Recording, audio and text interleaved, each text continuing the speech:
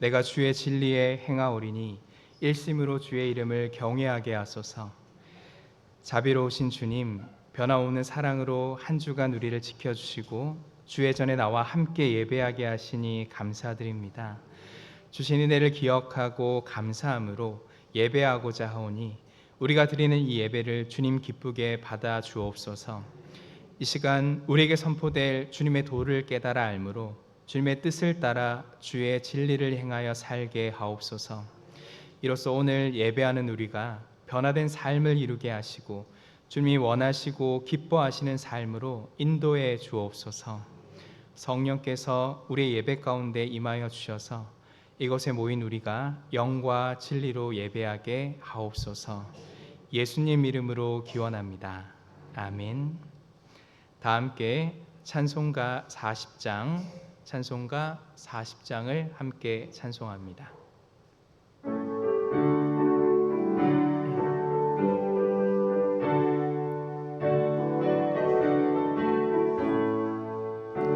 찬송으로 보답할 수 없는 큰 사랑, 주님께 영광 할렐루야. 형제 자매 모두 함께 모여 찬송해. 주님께 영광 할렐루야. 하나님의 자녀여 크게 찬송 부르며 밝고 거룩한 길로 기쁨으로 나아가 주의 보좌 앞으로 속히 들어가겠네. 주님께 영광 할렐루야.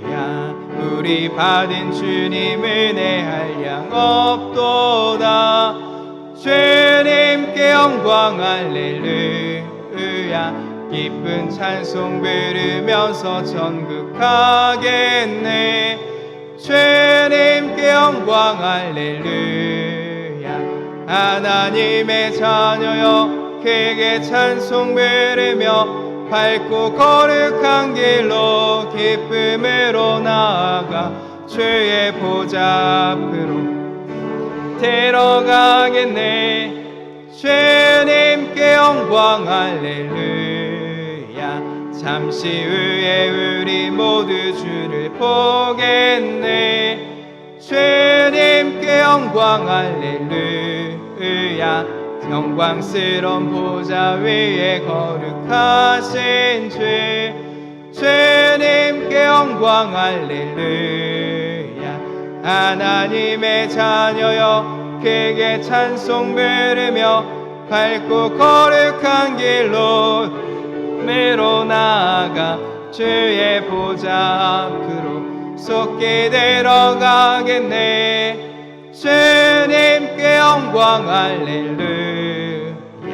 만국 백성 천국에서 소리 높여서 주님께 영광 할렐루야. 영원토록 주의 공로 찬양하겠네. 주님께 영광 할렐루야.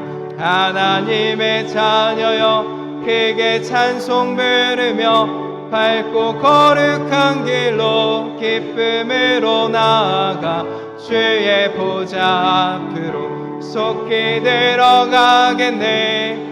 주님께 영광 할렐루야.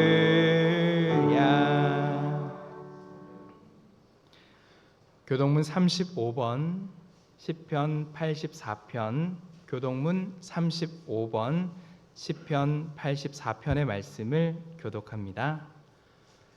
만군의 여호와여, 주의 장막이 어찌 그리 사랑스러운지요.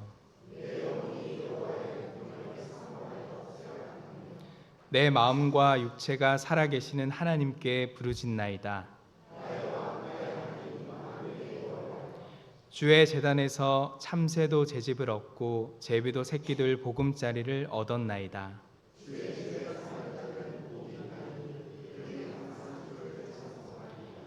주께 힘을 얻고 그 마음에 시온의 대로가 있는 자는 복이 있나이다.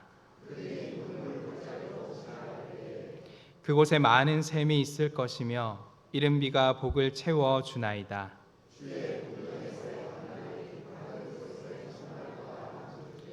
악인의 장막에 사는 것보다 내 하나님의 성전 문지기로 있는 것이 좋사오니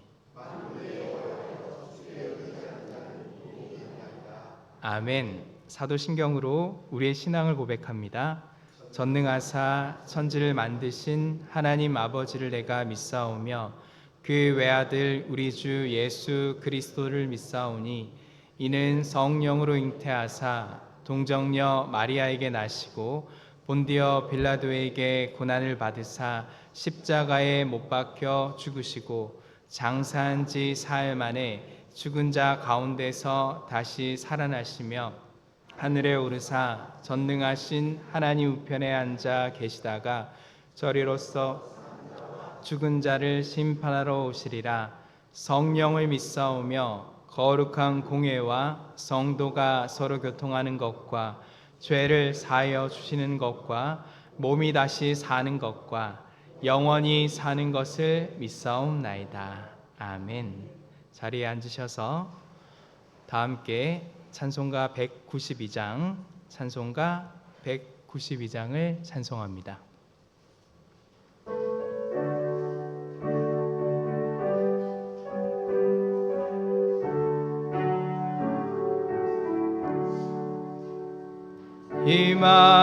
임하소서 임하소서 바람 같은 성령이여 에스겔의 골짜기에 불어닥친 생명바람 호순철날 다락방에 말씀으로 임하신 영 나의 영을 사로잡아 새로 나게 하옵소서. 임하소서 임하소서 불과 같은 성령이여 불의 혀로 임하셔서 진리 알게 하시옵고 불세례를 베푸시어 죄의 뿌리 소멸하사 거룩하고 깨끗하게 변화시켜 주옵소서.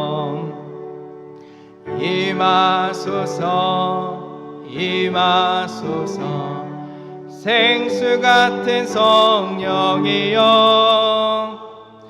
거친 들에 샘이 솟고 사막에는 강을 이고 생수 같은 주의 성령 폭포같이 부어주사 내 속에서 생명수가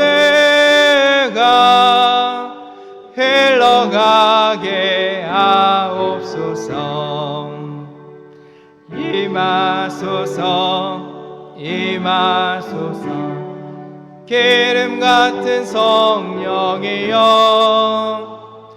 은혜로서 치료하고 사랑으로 싸매시어 나의 영광 나의 삶이 강건하게 보존받아 어두운 세상 밝히다가 들림받게 하옵소서. 김석 안수 집사님 나오셔서 기도하겠습니다.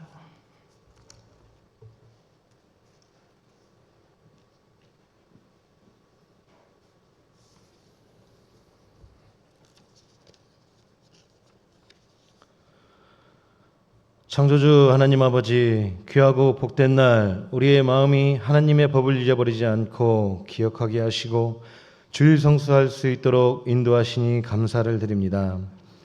거룩한 주일 우리의 마음을 다하여 여호와 하나님을 신뢰하며 예배드리게 하시고 찬송과 경배와 영광을 받아 주시옵소서. 이 땅 가운데 살면서 우리의 힘으로 되는 것이 하나도 없음을 고백합니다. 그럼에도 불구하고 저희들의 마음 한구석에는 우리의 힘을 의지하는 교만한 마음이 있습니다.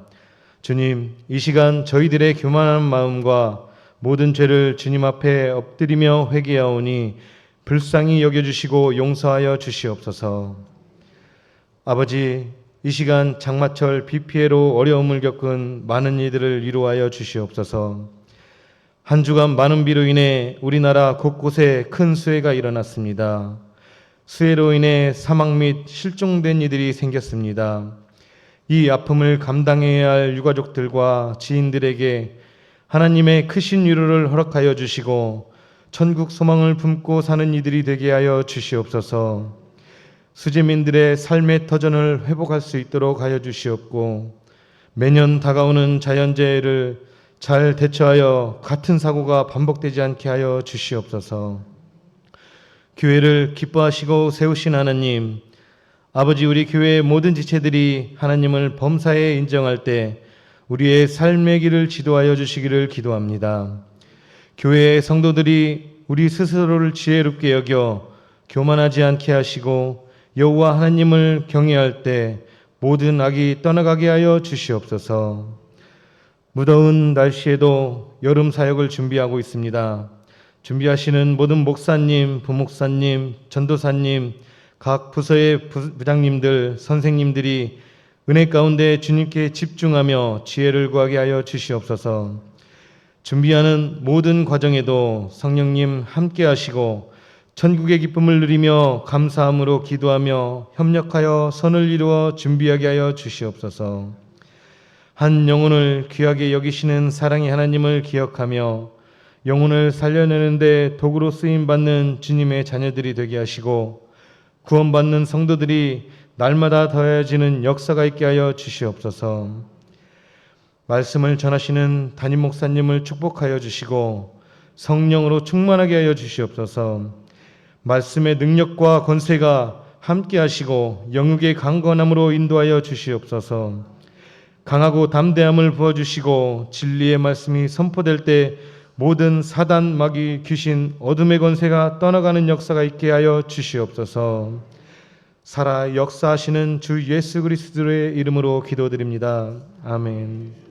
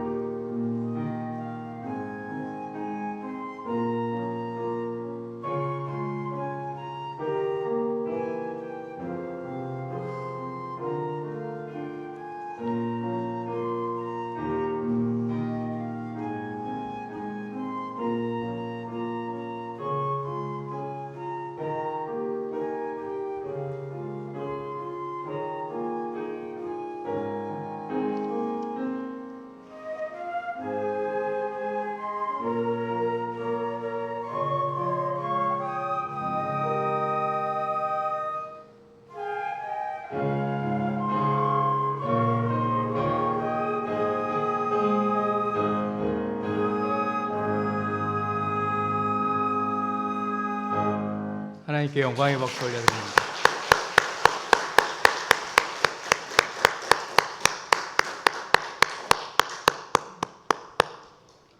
교회 소식 알려드립니다. 오늘은 성령 강림 후 8째 주일입니다. 성령 하나님은 우리가 알지 못하는 것들을 가르쳐 주시고 깨닫게 하십니다. 이번 한 주간 성령 하나님의 인도하심을 받아 구별된 삶을 사시길 원하며 예배에 오신 여러분들을 환영합니다. 다음 주일은 2024년 맥주 감사 주일입니다. 보리 추수를 통해 우리 생명을 지키신 하나님을 기억하며 기뻐하신 것처럼 2024년 상반기를 은혜 중에 살게 하신 하나님을 기억하는 절기입니다. 감사로 응답하는 주일이 되시길 원하며 정성껏 예물을 드릴 수 있기를 원합니다. 다음 주일 오후 예배는 새가족 안내팀 헌신 예배로 드립니다. 강사는 군산 옥봉교회를 담임하시는 이용진 목사님입니다. 재직들은 모두 참석해 주시길 바랍니다. 다음 주부터 새가족 교육이 시작됩니다. 모임은 2부 예배 후 오후 12시 45분부터 오후 1시 45분까지입니다. 장소는 교육관 3층 청년부실입니다. 다음 주부터 새생명 교육을 시작합니다. 신앙의 기초를 다지기 원하시는 분들은 누구나 다 참석하실 수 있습니다. 주보에 있는 신청서를 작성하셔서 주보 안에 보면 신청서가 들어있습니다. 신청서를 작성하셔서 다음 주일까지 안내팀이나 사무실로 제출해 주시기를 바랍니다. 유치부 여름 성경학교가 오늘 오전 11시 20일 토요일 21일 주일 교육관 2층 예배실에서 있습니다. 위에서 기도해 주시기를 바랍니다. 주일 1부 예배와 2부 예배 후 남신도에 각 분의 원례회가 있습니다. 주일 1부 예배와 2부 예배 후 여신도에 각 분의 원례회가 있습니다. 오카리나 팀을 모집합니다. 오카리나로 함께 찬양하기를 원하시는 분은 이선숙 집사님에게 문의해 주시기를 바랍니다. 모집은 7월 마지막 주까지 계속됩니다. 영상 장비 교체 작업이 오는 18일 목요일에 있습니다. 이 일을 위하여 소중한 물질과 기도로 협력해 주신 모든 분들에게 감사드립니다. 황등 산업사 주간 전망대 기공식의 내용을 정정해서 알려드립니다. 날짜는 동일하게 15일 월요일이고 시간은 오후 2시 30분이고 장소는 황등 산업사 앞입니다. 교회 출발은 오후 2시 15분에 있습니다. 같이 가실 수 있는 분들은 시간 맞춰서 교회에서 출발하면 좋겠습니다. 추가 광고인데요. 전북 CBS 한밤의 프레이즈가 8월 31일 토요일 저녁 7시 익산 종합운동장에서 있습니다. 참석을 원하시는 분은 사무실에 오셔서 신청해 주시기를 바랍니다. 곽희명 전도사님에게 문의하셔서 자세한 내용을 안내 받으시면 됩니다. 다음 주 식당 설거지 봉사는 26 공동체에서 합니다. 대회 소식 안내입니다. 기장 전국 장로대회가 7월 16일 화요일에서 18일 목요일 횡성 웰릴리 파크에서 있습니다. 여신도의 익산연합회 3지구회가 7월 20일 토요일 오전 10시 30분 입점교회에서 있습니다. 이번 주에 생일 맞으신 분들입니다.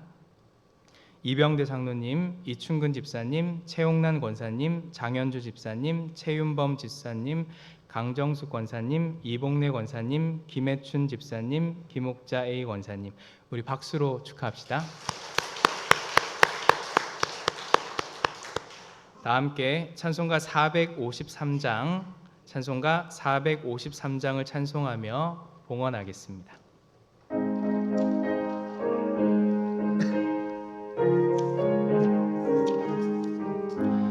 예수 더 알기 원하네.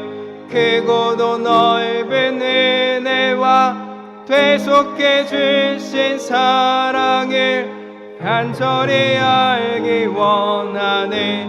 내 평생의 소원, 내 평생의 소원, 되속해 주신 사랑을 간절히 알기 원하네. 성령이 스승되셔서 진리를 가르치시고 거룩한 뜻을 깨달아 예수를 알게 하소서. 내 평생의 소원, 내 평생의 소원, 되찾게 주신 사랑을 간절히 알기 원하네. 성령의 감화 받아서 하나님 말씀 배우니 그 말씀 한절한절이 내 표현되도다. 내 평생의 소원, 내 평생의 소원, 되찾게 주신 사랑을 간절히 알기 원하네. 예수가 계신 보좌는 영광에 들려 있도다. 평화의 왕이 오시니 그 나라 왕성하도다. 내 평생의 소원, 내 평생의 소원, 되찾게 주신 사랑을 간절히 알기 원하네.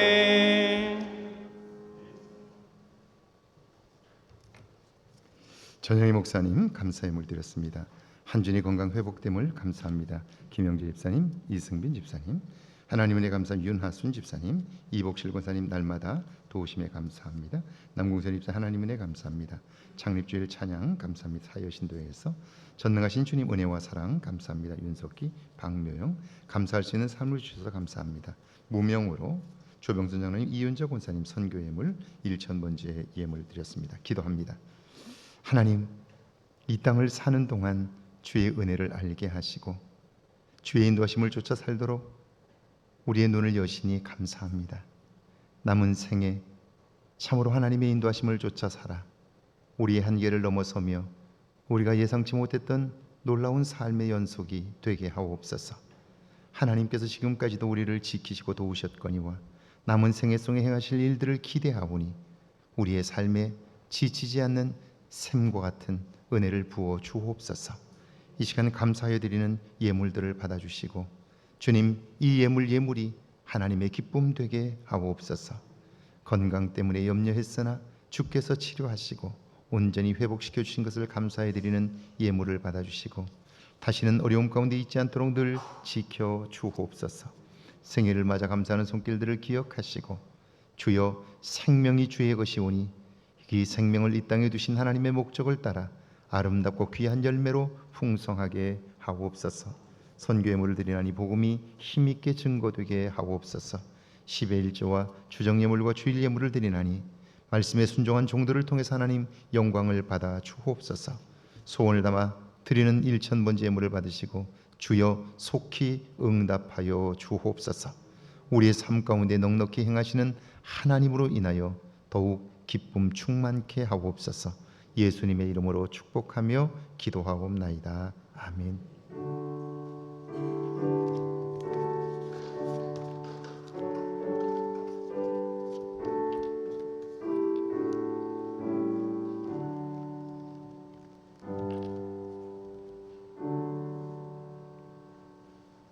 오늘 저에게 주시는 하나님의 말씀은 출애굽기 9장 1절에서 7절까지 말씀, 신약성경 마태복음 7장 13절에서 18절까지 말씀입니다.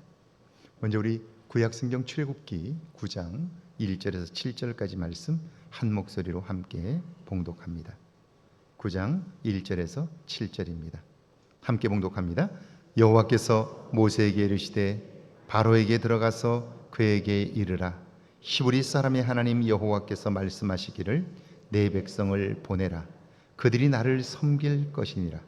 내가 만일 보내기를 거절하고 억지로 잡아두면 여호와의 손이 들에 있는 내 가축 곧 말과 나귀와 낙타와 소와 양에게 더하리니 심한 돌림병이 있을 것이며 여호와가 이스라엘 가축과 애굽의 가축을 구별하리니 이스라엘 자손에게 속한 것은 하나도 죽지 아니하리라 하셨다 하라 하시고 여호와께서 기한을 정하여 이르시되 여호와가 내일 이 땅에서 이 일을 행하리라 하시더니 이튿날에 여호와께서 이 일을 행하시니 애굽의 모든 가축은 죽었으나 이스라엘 자손의 가축은 하나도 죽지 아니한지라.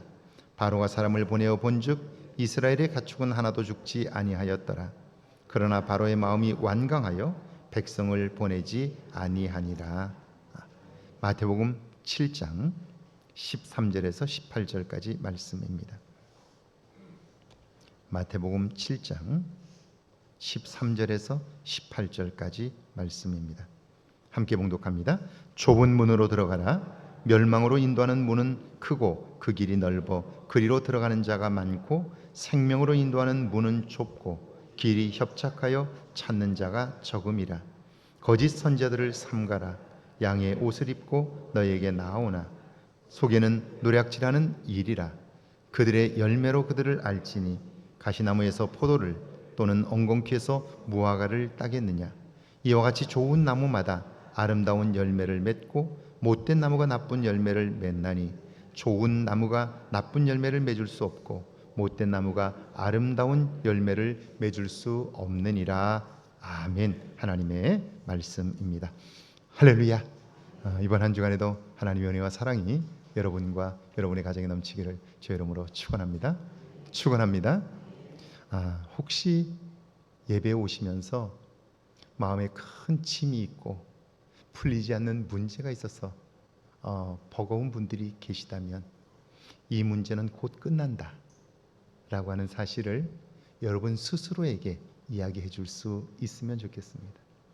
주일 아침마다 제가 이렇게 환하게 웃으면서 나타나니까 목사님은 무슨 걱정이 있나 그런 생각을 하실지 모르겠습니다. 그런데 지난 주간도 설교를 준비하면서 설교가 제대로 되질 않아서 얼마나 많은 고통을 겪었는지 모릅니다. 화요일부터 시작해서 수요일까지, 특별히 수요일 날 아침부터 예배 전까지 앉아 있었는데 아무것도 하지 못하고 그냥 앉아 있었어요. 그러면 정말 속이 타고요. 어떻게 해야 할지를 모릅니다. 수요 예배를 마치고 집에 들어가는데도 내일 다시 이걸 어떻게 붙잡고 시작해야 할까? 마음이 가볍질 않으니까 잠도 제대로 오지를 않습니다. 그런데 놀랍게도 그 다음날 기도하고 앉으면 하나님께서 새로운 지혜를 주셔서 오늘 이 자리에 설교를 들고 설 수 있게 되었습니다. 우리 생각의 문제는 커 보이지만 그러나 그 문제는 반드시 끝날 날이 있습니다. 이 믿음이 없다면 우리는 그 문제에 눌려서 거기서 헤어날 수 없게 되는 거예요. 그러니까 우리가 판단하는 것, 그것이 틀릴 수 있다는 사실을 기억하면요, 우리는 새로운 걸 볼 수 있게 될 거예요. 제가 설교를 마치고 나서 은혜를 받았는데요, 설교를 마치고 나니까 이 설교를 누가 들었으면 좋겠다 하는 생각이 드는 거예요. 꼭 누가 이 설교를 들었으면 좋겠다 하는 생각이 들었는데, 그때 성령께서 제 안에 이렇게 말씀하시는 거예요. 설교는 그 사람 들으라고 하는 게 아니고 너 들으라고 하는 거야. 우리는 자꾸 이 설교 누가 들었으면 좋겠다 생각하는데요, 하나님은 오늘 이 말씀을 통해서 나에게 말씀하시는 거예요. 할렐루야. 그러니까 누가 들었으면 좋겠다 하는 그 생각 자체가 틀린 거죠. 하나님은 나에게 주시는 말씀인데 우리는 누가 들었으면 좋겠다라고 생각하는 거예요. 오늘의 말씀을 통해서 다시 한번 여러분의 삶의 새로운 방향이 정해질 수 있기를 주의 이름으로 축원합니다. 성경은 인간에 대하여 아주 분명하게 선언하고 있습니다. 여호와께서 하늘에서 인생을 굽어 살피사 지각이 있어 하나님을 찾는 자가 있는가 보려 하신즉 다 치우쳐 함께 더러운 자가 되고 선을 행하는 자가 없으니 하나도 없도다. 인간은 스스로 구원에 이를 수 없고요, 시간이 지날수록 악에 물들어 산다는 거죠. 그런데도 많은 사람들은 자신에 대한 굉장한 신뢰를 가지고 살아갑니다. 나는 괜찮은 사람이라고, 이성적이고 합리적인 사람이라고 착각합니다. 그런데 그렇지 않습니다. 2002년 노벨 경제학상 수상자로 행동 경제학의 창시자로 불리는 데니엘 카너먼 교수가 내정이 되었습니다. 이분은 경제학자가 아니라 원래 심리학자입니다. 최고 권위의 경제학상에 왜 심리학자가 선정되었을까요? 그것은 이분이 지금까지 고전 경제학자들이 전제한 인간에 대한 이해가 틀렸다는 것을 증명했기 때문입니다. 기존 경제학자들은요, 인간은 항상 자신의 이익을 극대화하기 위하여 합리적으로 행동한다고 전제했습니다. 사람은 괜찮은 존재라고, 어리석은 일은 결코 하지 않는다고 여긴 거죠. 그런데 그는 그 생각을 정면으로 도전했습니다. 만일 인간이 합리적인 존재라면요, 10,000원을 벌었을 때 느끼는 기쁨과 10,000원을 잃었을 때의 슬픔, 괴로움이 같아야 합니다. 그런데 사람은요, 돈을 잃었을 때에 더 큰 괴로움을 느끼고요, 그래서 그것 때문에 위기를 겪으면서 그 위기 상황에서 판단을 내리니까요, 비합리적인 결정을 내릴 수밖에 없다는 거예요. 감정이 상하면 이성적이고 합리적인 판단을 하지 못하는 것과 같은 거죠. 여러분은 최근에 유럽발 충격적인 뉴스를 들어보셨을 겁니다. 한국은 세계적인 명품의 최대 소비처 중에 한 곳이죠. 지난달 11일 이탈리아의 밀라노 검찰이 세계적인 명품 브랜드 회사를 노동 착취 혐의로 기소했습니다. 법원이 그 사건을 판결했는데요, 판결에 따르면 크리스천 디올 가방을 만드는 하청업체 4곳의 노동자들은요, 밤을 새워 근무했습니다. 휴일에도 쉬지 못했고요, 공장에서 먹고 자며 일한 사람들까지 있었습니다. 그들은 대부분이 중국이나 필리핀에서 건너온 불법 이민자라는 이유로 정식 고용을 체결하지 못했고요, 작업 속도를 높이기 위해서 안전장치도 제거된 채 위험에 노출되어 있었습니다. 그러니까 사람들은 명품 가방을 메고 어깨에 메고 폼나게 외출하지만 실상 그 가방은 외국인 노동자들의 땀과 고통의 산물이었다는 거예요. 더욱 충격적인 것은요, 판결문에 가방 하나의 원가가 기록되어 있었습니다. 여러분, 대통령 영부인이 받았다는 크리스천 디올 백, 명품이죠.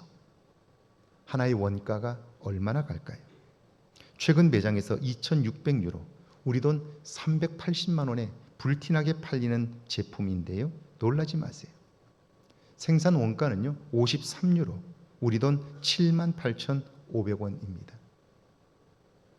8만 원짜리 가방을 380만 원에 사면서도 문제의식이 없는 존재, 자랑스럽게 들고 다니는 존재, 이것이 인간입니다.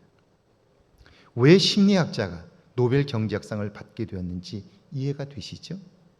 그런데도 여전히 나는 항상 옳고 바른 판단을 하며 산다고 생각하지 않나요? 내 뜻대로 안 되면 속상하고 불편해하지 않으시나요? 오늘 출애굽기 9장 1절에서 3절인데요. 같이 한번 읽어볼까요? 1절에서 3절입니다. 여호와께서 모세에게 이르시되 바로에게 들어가서 그에게 이르라. 히브리 사람의 하나님 여호와께서 말씀하시기를 내 백성을 보내라. 그들이 나를 섬길 것이니라. 내가 만일 보내기를 거절하고 억지로 잡아두면 여호와의 손이 들에 있는 내 가축 곧 말과 나귀와 낙타와 소와 양에게 더하리니 심한 돌림병이 있을 것이며. 하나님은 모세에게 또다시 말씀합니다. 너는 바로에게 가라. 가서 내 백성을 보내라. 만약 이번에도 보내지 않으면 내 나라에 있는 모든 짐승들은 전염병으로 죽게 될 것이다. 그렇게 전하라는 거예요. 그런데 이번에도 바로는 거절합니다. 하나님과 맞서는 거죠. 그런데 여러분, 이것은요, 지금으로부터 대략 3,500년 전 북아프리카의 대륙 이집트 땅에서 있었던 사건입니다. 까마득한 옛날 이야기고요, 거리상으로도 우리와 연관이 없는 곳입니다. 그런데 왜 오늘 우리가 이 이야기를 들어야 할까요? 제가 왜 이 사건을 중심으로 설교를 하는 걸까요? 그게 도대체 우리와 무슨 상관이 있습니까? 하나님이 모세와 바로의 이야기를 오늘 우리에게 들려주시는 이유는요, 그들이 오늘 우리의 모습을 나타내주고 있기 때문입니다. 다시 말하면 오늘 인간이 살아가는 모습을 보면 3,500년 전에 이집트에서 살았던 사람들의 삶과 결코 다르지 않다는 거예요. 자, 지금도 그때와 마찬가지로 세상은 두 부류로 나눌 수 있다는 거예요. 그것이 뭐냐면 모세 유형의 삶과 그리고 바로 유형의 삶인 거예요. 이것이 인간이 살아가고 있는 전형적이고 대표적인 모습인 거예요. 그렇다면 여러분, 모세 유형의 특징이 뭘까요? 모세는 유대인들이 애굽에서 노예 생활을 하던 시기에 태어났습니다. 당시 노예는 사람이 아닙니다. 그러니까 그들의 삶은 비참합니다. 게다가 유대인 남자들이 많아지자 위협감을 느낀 왕은 사내 아이를 낳으면 즉시 죽이라고 명령했습니다. 다행히 모세는 바로의 공주로 인하여 목숨을 건졌지만 그는 어머니의 품에 안겨서 성장하면서도 어머니를 어머니라고 부르지 못합니다. 유대인이면서도 애굽인 행세를 해야 됩니다. 궁궐에서 학문을 배우니까요. 특별히 세상을 통치하는 학문을 배우니까요. 그는 나이가 들어가면서 세상 돌아가는 이치들을 알잖아요. 내 형제들이 비참한 노예 생활에서 벗어날 수 없습니다. 그래서 젊은 혈기에 그는 백성들을 위하여 저항을 했는데 그것이 발각되어서 애굽의 1급 수배자가 되었습니다. 그래서 광야에 숨어들어서 그는 자기 자신이 두려움 속에서 살 수밖에 없는 거예요. 여러분, 이렇게 살았던 모세의 내면이 어떨까요? 그의 내면에는 무엇이 자리 잡고 있을까요? 그의 삶 속에서 경험했던 것들이 그 내면에 고스란히 남아 있는데 그것은 상처와 아픔, 좌절과 절망, 그리고 열등감과 패배감이 그 안에 가득 자리 잡고 있는 거죠. 그럴 수밖에 없어요. 그런데 이게 모세만의 일이냐 하는 거예요. 오늘 우리들은 어떻습니까? 지금까지 우리는 살아오면서 어떤 일들을 경험하셨나요? 우리는 부모님이 우리를 키워주셨고 그리고 성장 과정 속에서 우리의 삶을 책임져 주셨지만 그런데 그분들 역시 자녀를 키우는 일이 처음이었어요. 초보였어요. 그러니까 잘한다고 하지만 잘한다고 하는 일이 자녀들에게는 큰 상처가 될 수밖에 없는 거예요. 제 경우를 봐도 그래요. 먹고 살기 어려운 시기였기 때문에 먹는 문제가 컸지만 그것 때문에 자식들을 돌보지 못하고요. 그리고 왜 그랬는지 자식들을 계속해서 비교했잖아요. 가정에 부끄러운 비밀들이 있어요. 누구나 그래요. 그 비밀을 밖에 나가서 얘기할 수가 없는 거예요. 그러니까 비밀을 가지게 되니까요. 내 감정을 눌러야 하죠. 상처와 아픔, 좌절과 절망, 그리고 열등감과 패배감이 오늘 우리에게도 있는 거죠. 그걸 안고 살아가는 거죠. 여러분, 이런 상황에서 우리가 내리는 판단이 항상 옳을 수 있을까요? 그렇지 못할 거예요. 만약 그렇다면 우리의 삶에는 소망이 없어요. 왜냐하면 내면이 기울어져 있기 때문에 바른 판단을 할 수 없고요. 세상을 있는 그대로 보지를 못하는 거예요. 여러분, 우리는 나도 모르는 사이에 부모님이 가르쳐준 대로 살아요. 제가 초등학교를 다닐 때, 중학교, 고등학교를 다닐 때 항상 그러셨어요. 특별히 초등학교 때 학교에서 열심히 공부해서 상을 하나 받았어요. 그러면 학생들 앞에서 제가 상을 받았으니까 얼마나 기뻐요? 그러면 그 상을 들고 집에 막 와요. 와서 어머니에게 나 상 받았다고. 그러면 어머니는 바쁘게 일하세요. 나는 너무너무 기뻐서 상을 받았다고 자랑을 하는데 어머니는요, 그거 안방에다 갖다 놔, 그렇게 말씀하세요. 무슨 상이냐? 얼마나 잘했니? 아이고 잘했다 내 아들. 그럼 얼마나 좋아요. 그런데 그런 얘기는 없어요. 안방에다 갖다 놔, 보지도 않아요. 그러면 신났던 내 마음이 가라앉아 버리죠. 그리고 안방에다 갖다 놔요. 어머니는 그 말씀하신 것도 다 잊어버리세요. 제 안에 신났던 마음이 다 식어버리죠. 그리고 한 일주일쯤 있으면요, 그러면 그 상장은요, 집안에 빗자루를 쓸어가지고 넣는 쓰레바지가 돼요. 그게 딱딱한 종이니까요, 그거 쓸어가지고요, 그래가지고 그걸로 쓰레기를 치워요. 그렇게 몇 주 쓰면 종이가 너덜너덜해지니까요, 그 다음에 구겨서 쓰레기통에 들어가요. 칭찬을 받아본 적이 없는 거예요. 그런데 아세요? 제가 똑같이 하는 거예요. 똑같이. 저희 아이가 초등학교 때 대통령상을 받았어요. 조지 부시 대통령의 상을 받았고 버락 오바마 대통령의 상을 2번이나 받았어요. 큰 일이잖아요. 축하해 줄 만한 일이잖아요. 아이가 상을 받아서 신나게 학교에서 돌아와서 그 상을 자랑하는 거예요. 제가 뭐라고 그런 줄 아세요? 첫 마디가 대통령 상 받았다고 자랑하는데 제가 뭐라고 그런 줄 아세요? 몇 명이나 받았어? 그렇게 물어봤어요. 학교에서 몇 명 받았어?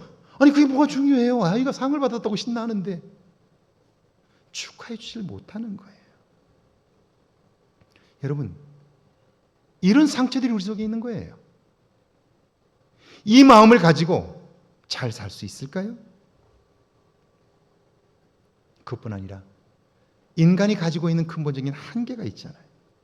능력의 한계가 있으니까요, 우리는 살아오는 동안 끊임없이 좌절을 경험했잖아요. 실패를 경험했잖아요. 그러니까 나 자신의 변화에 기대하기 어려워요. 우리는 내 삶을 뒤집을 만한 그런 능력이 없기 때문이죠. 80의 모세가 발견한 자신의 모습입니다. 얼마나 좌절하고 탄식했을까요? 그러니까 모세는 이제 나는 끝났어. 나는 안 돼. 이렇게 살다 끝나는 거야. 그렇게 확신했을 거예요. 그런데 정말 그럴까요? 모세는 내 인생 끝났다고, 여기서 벗어날 수 없다고 확신하고 있는데, 그런데 그렇지 않아요. 그런 모세에게도 소망은 있어요. 그 소망은 내게 능력이 있어서가 아니라, 내 재주로 하는 것이 아니라 위로부터 주어지는 거예요. 하나님이 주시는 거예요. 그러니까 누구나 받을 수 있는 거죠. 자, 그 하나님이 자신의 신세를 한탄하며 사는 모세를 찾아오셨어요. 그리고 하나님의 능력을 경험하게 하셨어요. 그걸 잊을 수 없는 것이 그 손에 쥐고 있는 지팡이예요. 하나님께서 그에게 찾아오셔서 그가 신기한 광경을 목격하고 다가서려고 할 때, 모세야 모세야, 내가 선 땅은 거룩한 땅이니 내 발에서 신을 벗으라, 그래요. 그리고 그는 그곳에서 하나님을 경험해요. 하나님을 경험했지만, 그래서 하나님은 내가 너를 이제부터 사용하고 싶다고 애굽으로 가라 말씀하시지만, 모세는 자기 자신을 너무나 잘 아는 거예요. 나에게는 그만한 능력이 없어요.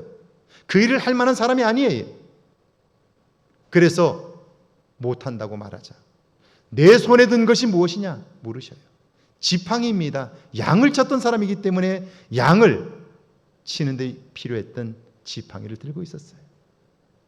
내 손에 든 지팡이를 던지라. 던졌더니 그것이 뱀이 된 거예요. 그런 일이 어떻게 가능해? 우리가 믿는 하나님은 전능하신 분이셔요. 생명을 말씀으로 창조하신 분이셔요. 그러니까 우리의 생명을 창조하신 그분이 마른 지팡이를 뱀으로 만드는 일은 아주 쉬운 일이에요. 내 지팡이가 어떻게 되었느냐? 뱀이 되었습니다. 꼬리를 잡자 다시 지팡이가 된 거예요. 그는 삶에서 하나님이 하시는 놀라운 능력을 보게 돼요. 이것은 나의 능력을 넘어서는 일이에요. 상상치도 못한 일이에요. 그 하나님을 경험하게 된 거죠.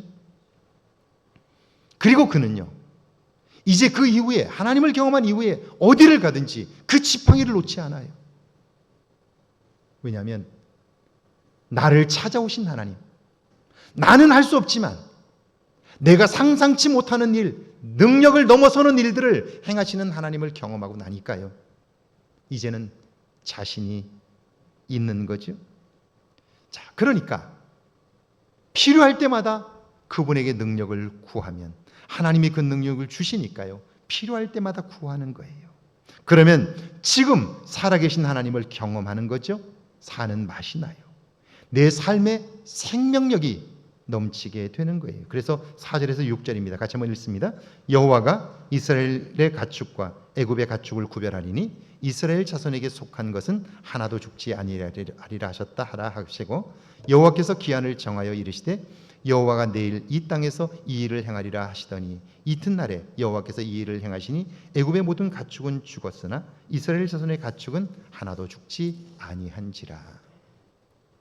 하나님이 이 같은 일들을 행하시는 걸 눈으로 보는 거예요. 여러분, 바로 앞에 서서 하나님의 말씀을 전하는 일은 두려운 일이에요. 목숨을 걸어야 하는 도전이에요. 그런데 모세는 전혀 두려워하지 않아요. 어떻게 그럴 수 있나요? 애굽의 모든 가축은 죽었으나 이스라엘 자손의 가축은 하나도 죽지 아니하리라.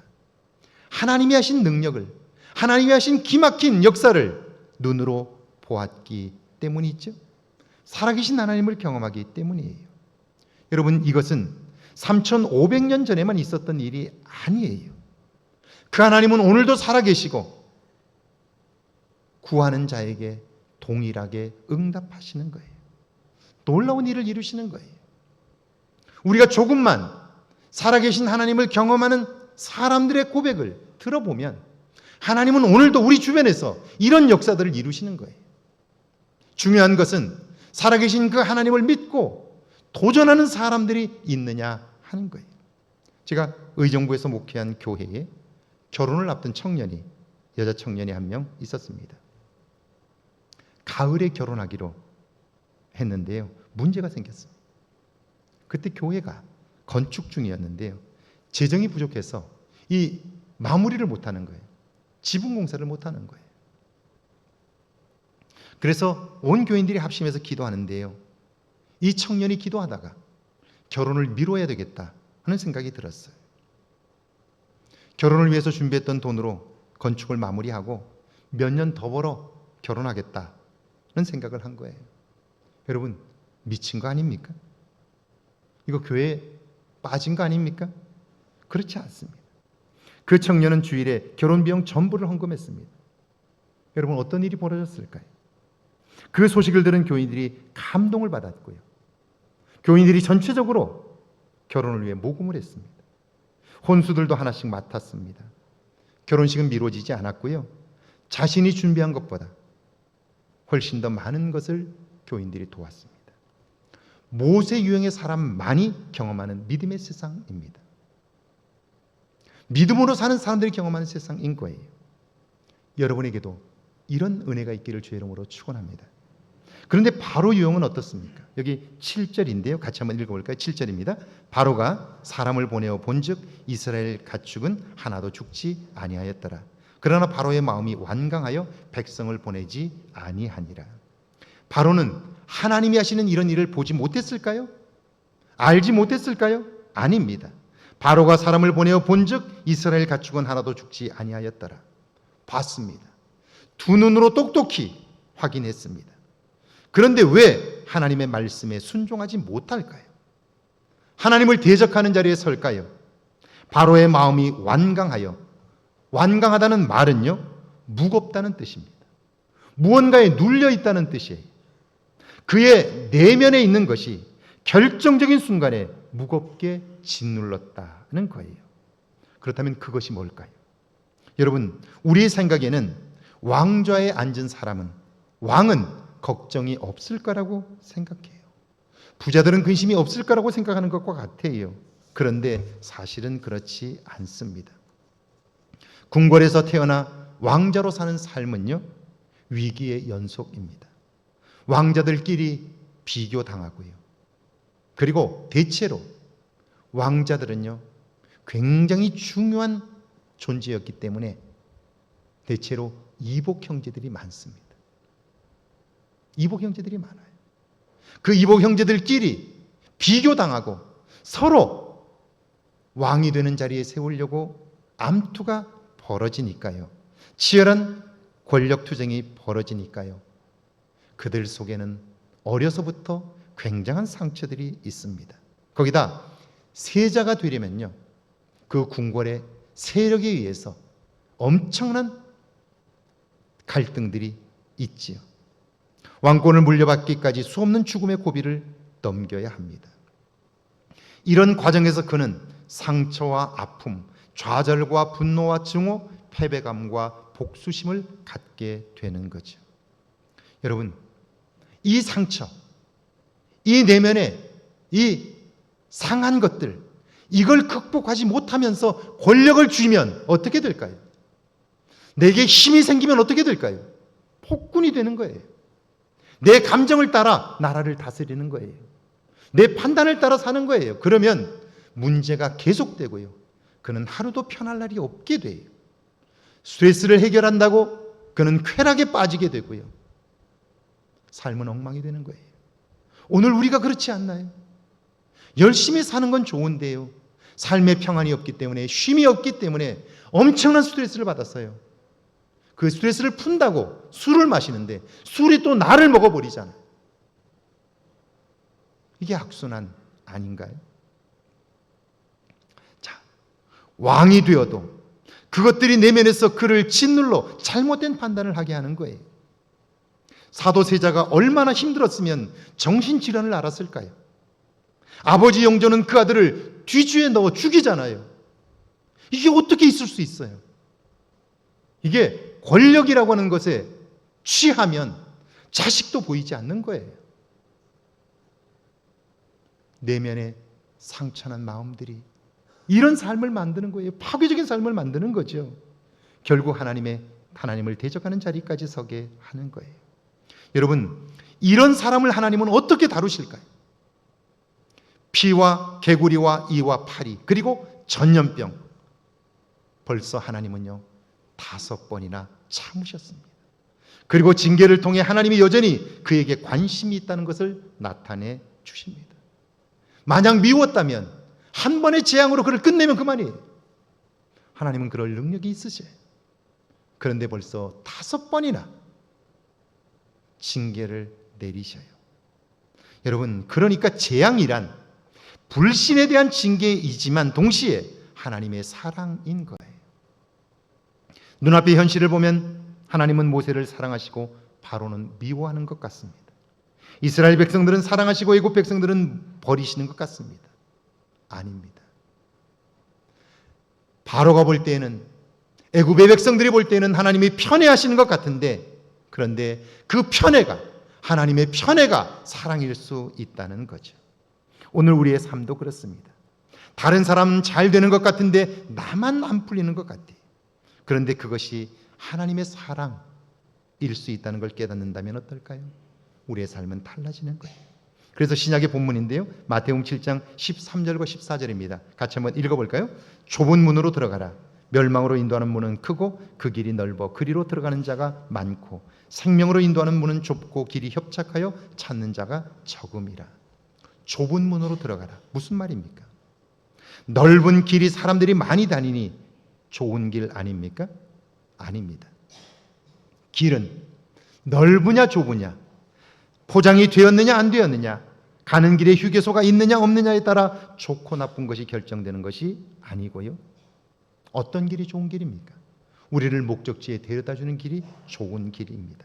그러니까 좋은 길로 들어가라는 말은 사람들이 많이 간다고 해서 따라가지 말라는 거예요. 이 길이 나를 목적지에 데려다 주는지 안 주는지 그것을 확인하고 가라는 거예요. 15절에서 18절입니다. 같이 한번 읽습니다. 거짓 선지자들을 삼가라. 양의 옷을 입고 너희에게 나오나 속에는 노략질하는 일이라.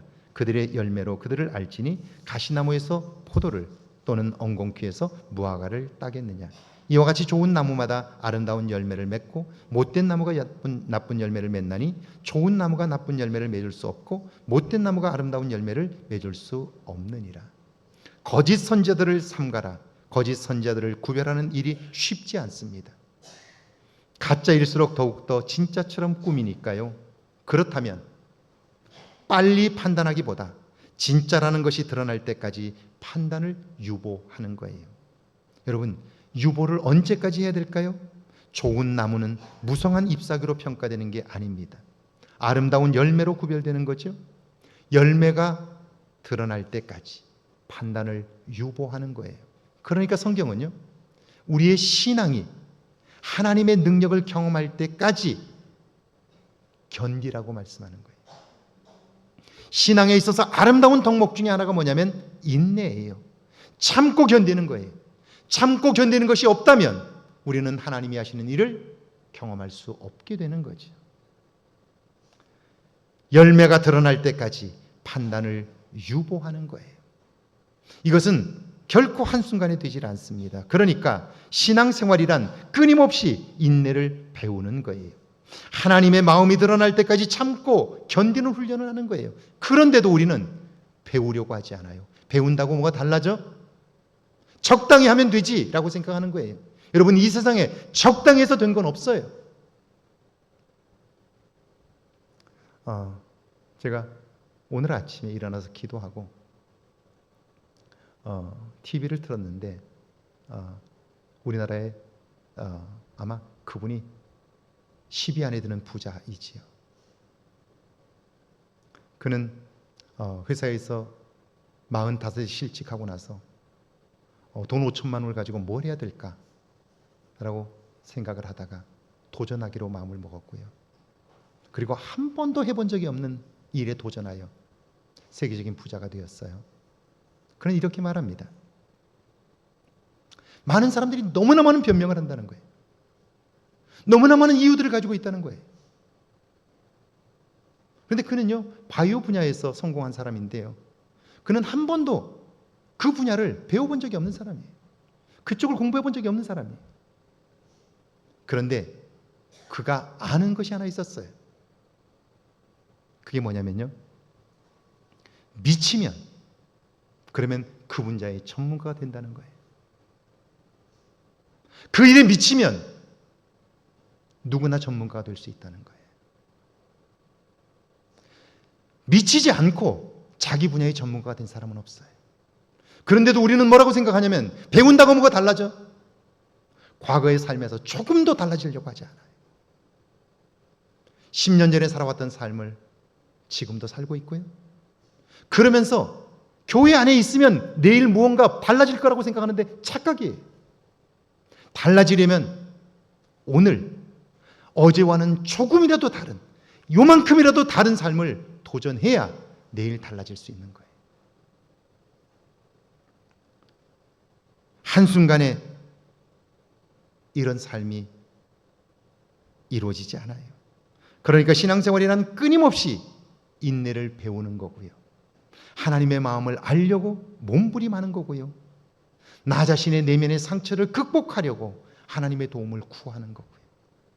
변화를 위하여 시도하는 거예요.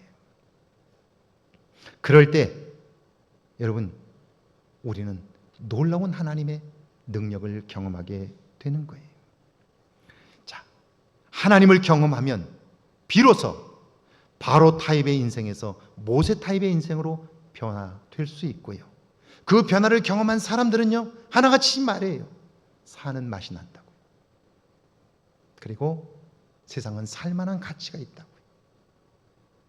그리고 그 속에 있는 기쁨이, 하나님을 경험한 기쁨이 그로 하여금 세상을 긍정적으로 보게 하고요. 미래에 대한 소망으로 가득 차게 하는 거예요.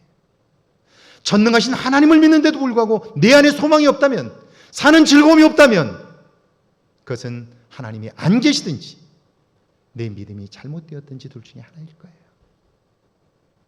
하나님은 여전히 살아계셔요. 그렇다면 오늘 우리의 내면을 돌아봐야죠. 오늘 내가 과거의 상처와 내 안에 있는 상한 감정들에 눌려 잘못된 판단을 하며 살고 있지는 않느냐 하는 거예요. 여러분, 그 하나님을 만나면 나만 힘들고 고통스러운 같은 때에도 편애가 나를 향한 하나님의 특별한 사랑이라고 고백할 수 있게 되고요, 그때에도 찬송을 부를 수 있는 거죠. 이런 믿음의 변화가 이번 한 주간 여러분의 삶의 경험되기를 주의 이름으로 축원합니다. 찬양하고 기도합니다.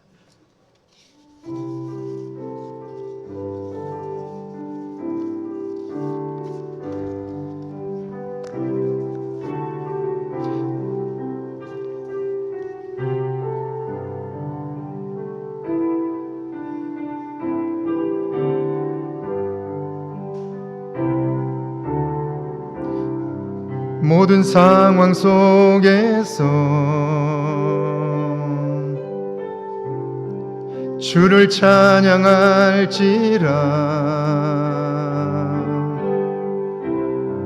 주는 너의 큰 상급, 큰 도움이시라. 주의 얼굴 구할 때 주의 영을 부사 크신 사랑 안에서 주를 보게 하소서.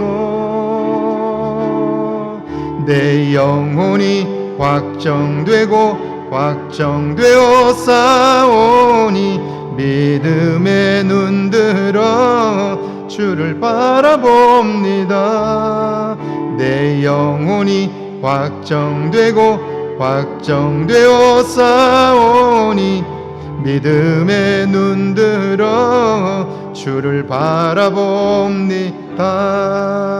우리 시간 함께 조용히 기도합니다. 여러분의 내면에 무엇이 있는지를 살필 수 있게 해달라고요. 이번 한 주간 여러분 기도해 보시죠. 오늘 내 삶을 짓누르고 있는 게 뭔지, 그것 때문에 내가 잘못된 판단을 하며 살아가고 있는 것은 아닌지, 그리고 내 속에 들어와 있는 잘못된 확신들이 오늘 나를 이끌어가고 있는데 나는 그 확신을 신앙처럼 믿고 살고 있는 것은 아닌지, 이제는 그것이 아니라 내가 하나님을 경험하며 살고 있는지, 하나님의 음성을 들으며 내게 행하시는 하나님의 놀라운 일들을 보며 살고 있는지, 이것이 우리가 내 신앙을 제하는 잣대인 것이죠. 우리 시간 한번 오늘 말씀을 기억하면서 함께 조용히 기도합니다.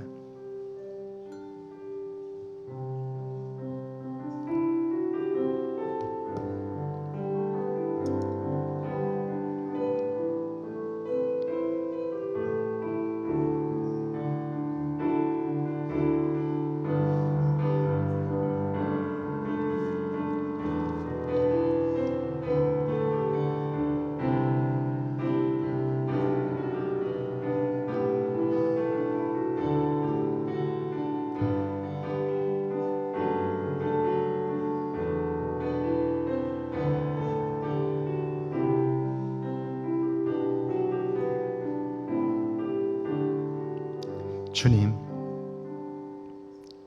이제는 나의 자신을 돌아보게 하옵소서.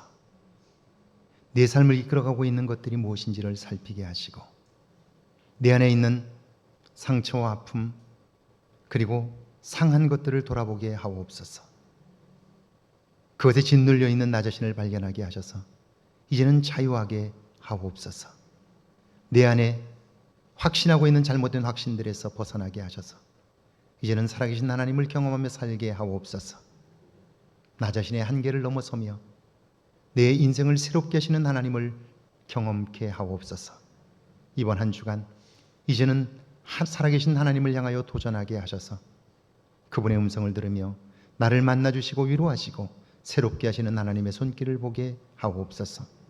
오늘 내 삶에 버겁다고 느끼는 것이 있다면 그것은 나를 부르시는 하나님의 손길임을 깨닫게 하셔서 내 인생의 새로운 전기가 이번 한 주간 경험되게 하옵소서. 지금은 우리 주 예수 그리스도의 은혜와 하나님의 놀라우신 사랑하심과 성령의 도우시고 함께 하시는 은총의 역사가 이제 오늘의 내 삶의 짐이 하나님의 은혜임을 깨닫기를 원하는 주의 모든 백성들과 가정과 일터와 우리의 교회 위에, 우리가 사는 이곳 아름다운 익산과 이 땅과 온 세계 위에 이제로부터 영원토록 함께 계실지어다. 아멘.